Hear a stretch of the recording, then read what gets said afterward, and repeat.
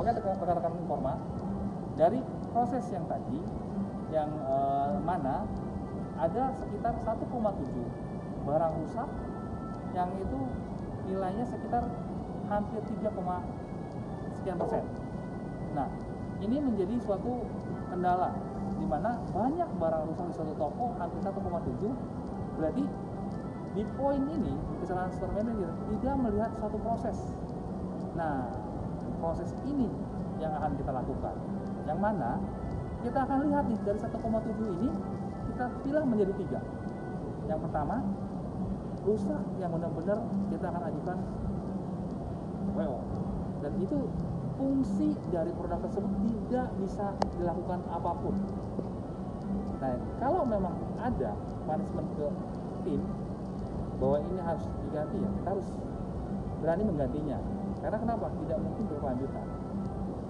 Yang kedua, pemilahannya ialah yang cacatnya cacat major.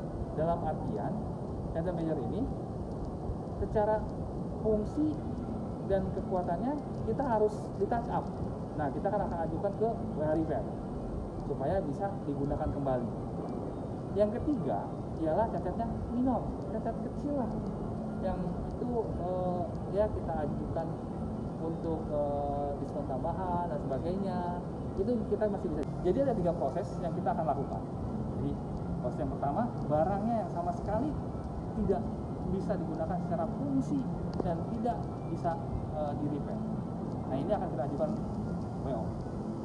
Yang kedua ialah barang ini secara cacat masih ada bisa fungsi tapi perlu dilakukan repair. Nah, ini kita ajukan repair. Yang ketiga ialah cacatnya minor lah, yang masih bisa kita ya tambahan diskon dan sebagainya supaya ini bisa terjual cepat. Nah, dari ketiga proses ini kita harus segerakan supaya tidak bertambah. Nah, dari ini kita lakukan kembali supaya tidak menjadi habit, dan kita membuat suatu proses yang supaya tidak terjadi lagi barang-barang rusak itu.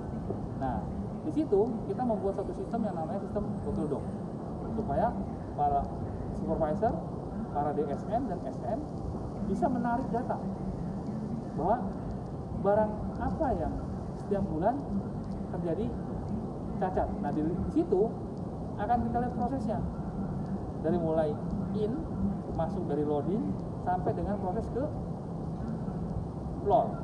Nah, di situ kita akan minimalkan supaya tidak terjadi lagi yang namanya proses barang rusak. Dari situ juga kita tidak sembarangan orang itu mencat bahwa itu barang rusak. Jadi harus ada bukti bahwa ini kenapa bisa rusak.